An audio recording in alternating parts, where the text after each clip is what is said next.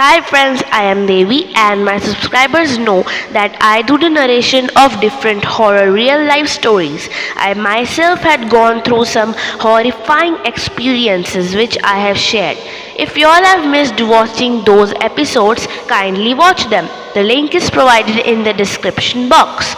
The viewers who have not subscribed my channel, please like, share and subscribe to it if you feel the stories are nail-biting and are interested to hear more nerve-wracking incidents in near future. So, I start with a disclaimer that this incident is not being narrated to develop a belief in spirits. You certainly can hear it as a story. Today I have come up with another frightening experience faced by my grandfather. This incident has occurred in Burdwan, a city in West Bengal. That time my grandfather had gone to meet his aging aunt who stays there alone. He occasionally goes there and had faced many minor incidents which I will share on later. Coming back to this incident, he had reached Burdwan at 8 am. The whole day he was busy finishing his duties. At night, he had his dinner and headed towards his room to sleep. Mosquito net was tied on the bed.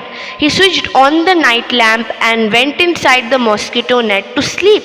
He was extremely tired and urgently needed tight sleep. At the middle of the night, suddenly there was a power cut. As Burdwan is a small place, power cut is common there. People keep lanterns for emergency use. So, my grandfather also stepped out of the bed to turn on the lantern. He kept the lantern in the corner of the room and went inside his bed. 15 minutes had passed. Suddenly, he felt as if somebody was sitting very close to him. He could feel the presence of someone. This incident has happened during winters. He was inside his blanket. He peeped outside to check who is there inside his bed. The light was dim, so visibility was very low. He tried to check with his hands if he could sense anything. To his surprise, he was able to feel the presence of someone. He felt the existence of somebody sitting very close to him. He was so close that it was difficult for him to move his body. For a second, he thought his aunt must have come to ask for something. He tried hard to speak up and question her, but he was unable to speak. The voice was not coming out of his vocal cords. He was shivering with fear. Anyhow, he gathered courage to check who was sitting next to him. When he peeped out, he saw a hollow outline of a human figure sitting close to him on his blanket. His heavy breathing was heard and felt by my grandfather. He was terribly terrified, unable to understand what to do. He was shivering and thinking what the hollow figure will do. After a few minutes, he felt as if the figure was putting pressure on his chest. The heaviness was increasing. That is when my grandfather started reciting prayers. With folded hands, he started chanting, though his voice was not coming out.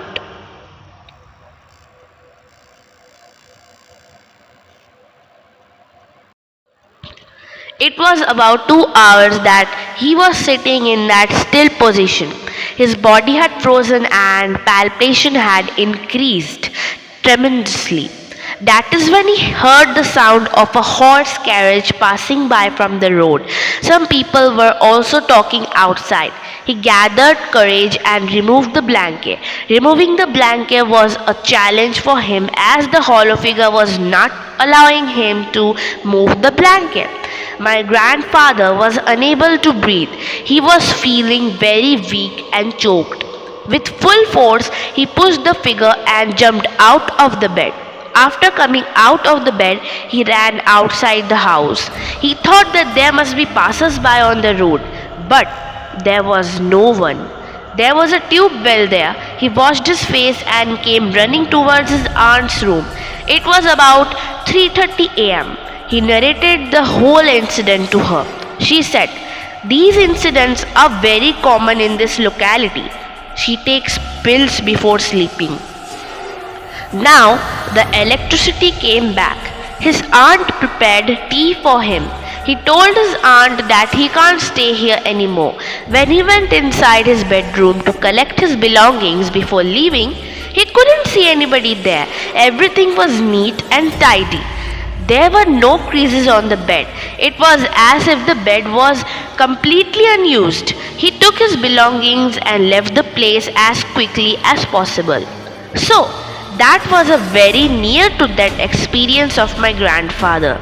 If anybody had faced any such incidents, then they can share their experiences with me on my email address provided in the description box. Stay blessed and stay safe. Bye bye.